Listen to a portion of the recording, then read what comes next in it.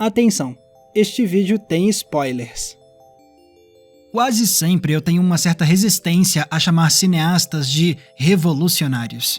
Mas se tem um diretor que eu não hesito em chamar por esse adjetivo, é o Jean-Luc Godard, o lendário autor da Nouvelle Vague. E hoje eu falo dele porque, na semana passada, recebemos a notícia do falecimento de Godard. O diretor faleceu na Suíça aos 91 anos de idade. E não é exagero algum dizer que esse já é um dos acontecimentos mais relevantes para o mundo do cinema nesse ano. E enquanto pensava na notícia, eu me toquei de uma coisa.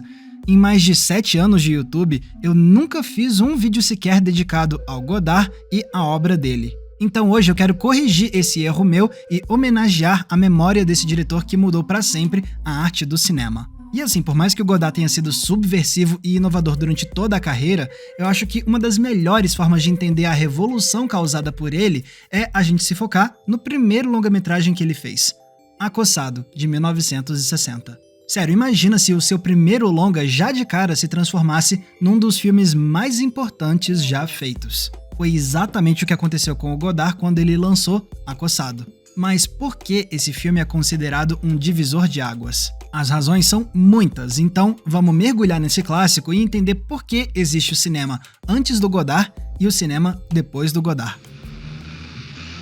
Primeiro, é essencial entender o que veio antes do Godard. Após a Segunda Guerra Mundial, a França fez o chamado Acordo Blum-Burn com os Estados Unidos para que a dívida de guerra dos franceses fosse perdoada. E uma das compensações para os americanos foi a de que os cinemas franceses iriam folgar as restrições que o país tinha para o número de filmes dos Estados Unidos que poderiam ser exibidos nas salas francesas. A consequência foi uma avalanche de filmes de Hollywood na França. Foi nesse contexto que cresceu toda uma geração de aficionados por cinema, dentre eles Jean-Luc Godard. Depois, junto a outros jovens cinéfilos, o Godard começou a escrever críticas na revista Cahiers du Cinéma, com textos que celebravam de forma aprofundada cineastas trabalhando em Hollywood. E não demorou para que essa nova geração francesa começasse a fazer os seus próprios filmes também, no movimento que ficou conhecido como a Nouvelle Vague, francês para Nova Onda. Em 1959 vieram duas obras monumentais que começaram a mostrar essa nova abordagem estética: Hiroshima, Meu Amor, de Alain Resnais, e Os Incompreendidos, de François Truffaut. E somente um ano depois foi a vez de Godard estrear nos longas-metragens com Acossado. Aqui somos apresentados a Michel, um jovem criminoso que mata um policial à beira da estrada e foge para Paris. Lá ele tenta se reconectar com uma amante, a americana Patricia. E assim vemos como a relação deles se desenvolve de forma tortuosa, enquanto, no fundo, a polícia conduz uma caçada para prender o Michel. Qu'est-ce qu'il y a? Rien, je te regarde. Desde os primeiros minutos, Acossado se prova como um filme provocador. É o que fica evidente no jeito em que a imagem e o som são apresentados com uma estética que subverte a tradição de Hollywood.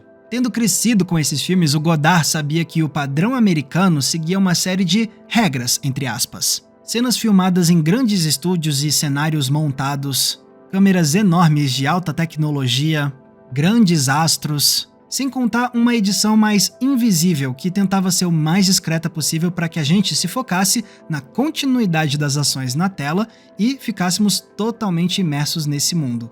E por mais que o Godard adorasse muitos desses filmes, ele quis seguir um caminho diferente. Em vez de filmar em estúdio, ele filmou em locações reais para trazer um senso genuíno para essa história, como tinham feito os neorrealistas italianos décadas antes. E nessas ruas veríamos não os rostos de mega celebridades, mas sim atores pouco conhecidos. E em vez de termos aqueles movimentos de câmera graciosos e grandiloquentes, teríamos uma câmera na mão, que se mexia com habilidade e trazia um senso quase documental para as imagens. E era para filmar do jeito que desse. Se não dava para contratar aqueles trilhos para deslizar as câmeras, então eles usavam uma cadeira de rodas mesmo. Se não dava para contratar figurantes para serem discretos no fundo da cena, então o jeito era filmar no meio da galera mesmo, e se a reação de estranhamento real dos pedestres aparecia na câmera, não tinha nada não. Para muitos, essas reações genuínas poderiam parecer uma falha do filme. Mas no contexto da trama, é uma reação que reforça o sentimento de que esses personagens estão tão desconectados da realidade ao redor deles que a mera presença deles é quase uma aparição alienígena. E não dá pra esquecer também de um dos elementos que mais fez Acossado entrar pra história: a edição. Nesse departamento, Godard se inspirou no filme que ele tinha visto de Jean Rouch chamado Moi un Noir, porque nele o Rouch usava uns cortes estranhos que faziam os personagens meio que pipocar de um lugar pro outro da tela. O Godard se impressionou com isso e quis expandir a ideia em Acossado. Então, ao invés de usar aqueles cortes discretos da Hollywood clássica, o Godard usou cortes de forma brusca, como se a gente tivesse piscado e avançado para o futuro em questão de 1 milésimo. Mas, contraditoriamente, os diálogos da cena continuavam como se não tivesse tido nenhum tipo de interrupção.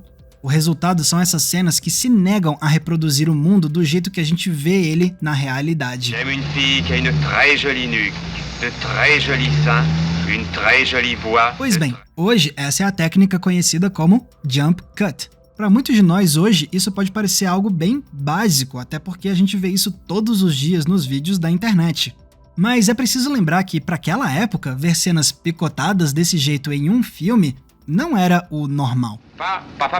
Patricia.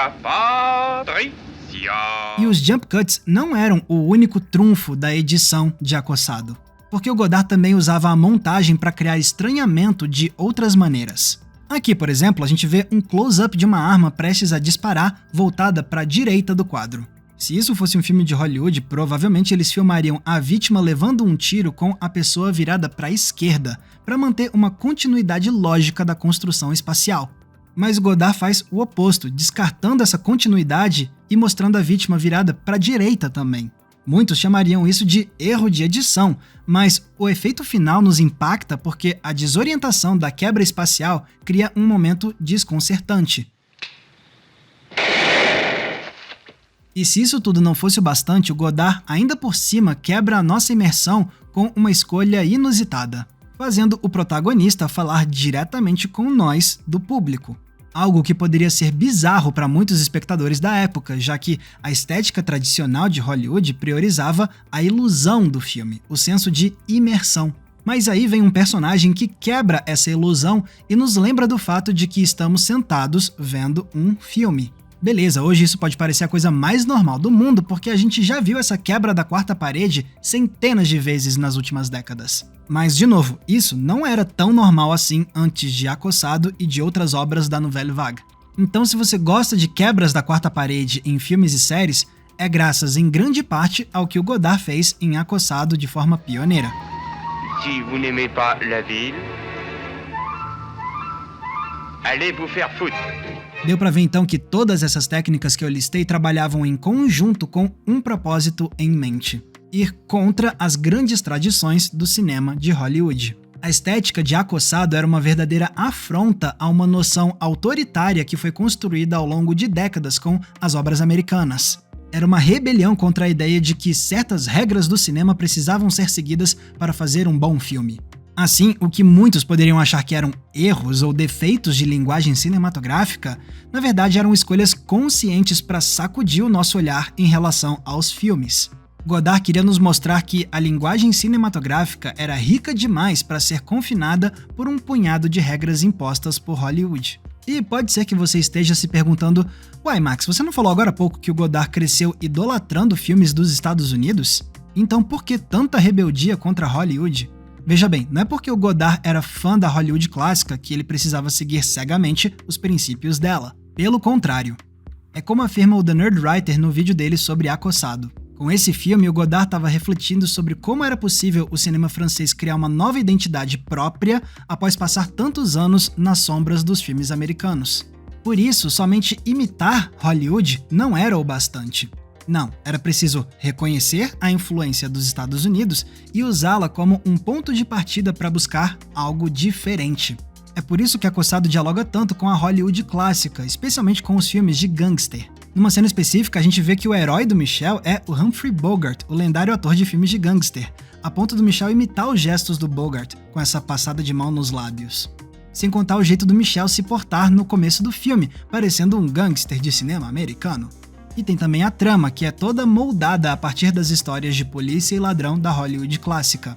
A questão é que depois, todos esses elementos são virados ao avesso para entregar uma história que diverge do que a gente espera de um filme de gangster tradicional. Então, existe aqui um reconhecimento do fascínio causado pelos filmes americanos.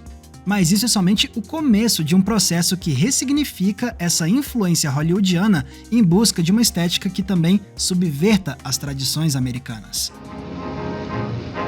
C'est beau le soleil.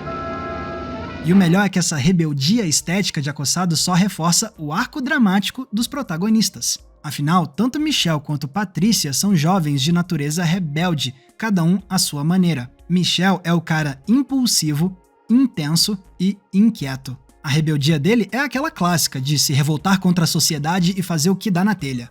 Por isso ele se joga de forma intensa em cada experiência, se deixando guiar pelos impulsos. Já a Patrícia, por mais que seja doce e calma, também é rebelde. Ela não tá tão interessada em se encaixar numa vida normal. Ela quer ter o espaço dela, a ponto de afastar muito as outras pessoas como quem tem medo de se aprofundar demais nas relações humanas. E é por isso que a dinâmica entre Michel e Patrícia é fascinante. As rebeldias deles são opostas uma à outra. Para se rebelar, o Michel precisa se conectar com a Patrícia. Já a Patrícia precisa se distanciar do Michel para se manter na rebeldia dela. Os dois parecem destinados a não serem compatíveis. Então não é à toa que, no final, a relação deles acaba com um se rebelando contra o outro. Como a Patrícia tem medo da intimidade com o Michel, ela decide dedurar ele para a polícia, para fazer o Michel fugir e se afastar de uma vez por todas dela. O problema é que a polícia alcança o Michel e dá um tiro fatal nele. E assim, o anti-herói usa as últimas palavras dele para dizer que a situação toda é repugnante. Mesmo no último suspiro, ele mantém a desobediência. E assim resta a Patrícia repetir o gesto do Bogart que nem o Michel fazia. Antes era o Michel que gesticulava assim, admirando a imagem de um homem morto enquanto tentava descobrir quem ele era. Agora é a Patrícia que faz o gesto, também admirando um homem morto enquanto tenta entender quem ela é. Dá pra ver então que Acossado fala muito bem sobre como a autodescoberta dos jovens parece ser um eterno cabo de guerra entre a admiração e a rebeldia. Exatamente a mesma dinâmica que está no coração do próprio filme, já que o Godard fica constantemente se equilibrando entre a reverência e a rebelião com a Hollywood clássica, numa tentativa de encontrar a nova identidade do cinema francês. Peut-être que tu m'aimes. Toi, tu y crois, et tu l'es pas. C'est pour ça que je t'ai dénoncé. Foi com toda essa inventividade que Acossado se tornou um enorme sucesso de bilheterias quando estreou em 1960. E assim, o nome do Godard e a Nouvelle Vague ficaram internacionalmente conhecidos. E ele fez isso ao lado de nomes igualmente inovadores como Truffaut, Chabrol, Resnais e Varda. Junto a esses artistas, o Godard provou para o mundo inteiro que o cinema poderia ser constantemente reinventado de formas surpreendentes. E o restante do mundo anotou essa lição. Inspirados por esse modernismo dos franceses, mais e mais cineastas de diferentes países começaram a experimentar com a quebra das regras tradicionais da linguagem. Aqui no Brasil, por exemplo, a gente teve o cinema novo, que seguiu muitos princípios da Nouvelle Vague. E olha só quem diria, até mesmo os próprios Estados Unidos foram influenciados, com cada vez mais cineastas sendo reconhecidos ao usarem técnicas tiradas diretamente da filmografia de diretores como Godard. E é por isso que hoje a gente está nesse ponto em que a gente já viu várias dessas técnicas nos nossos filmes e séries favoritos. Se tantas obras e tantas cenas nos marcaram com a quebra das regras tradicionais, é totalmente graças às ideias revolucionárias que o Godard ajudou a expor para o mundo inteiro com Acossado. E o cineasta manteve esse ímpeto revolucionário pelo restante da carreira, dirigindo dezenas de filmes, muitos deles com ainda mais ideias surpreendentes que influenciariam gerações de artistas nas décadas seguintes. É por conta disso tudo que Acossado é, sem dúvidas, uma das obras mais essenciais da história do cinema. E pensar que o Godard já conseguiu sacudir o mundo dos filmes com o primeiro longa-metragem dele. A verdade é que o legado do Godard é muito mais extenso do que eu consigo colocar em somente um vídeo aqui do canal. Mas só de estudar o primeiro longa do cara, já dá pra ter uma boa dimensão da importância do Godard e do tamanho do legado que ele deixa. Mas eu também sinto que, nessas horas, talvez o melhor nem seja ficar lamentando a morte do Godard, mas sim nos focarmos em continuar vendo e estudando os filmes dele, seja pela primeira ou pela 100ª vez. Essa sim me parece ser a melhor forma de honrar a memória desse diretor, que se dedicou tanto para fazer com que o cinema nunca mais fosse o mesmo.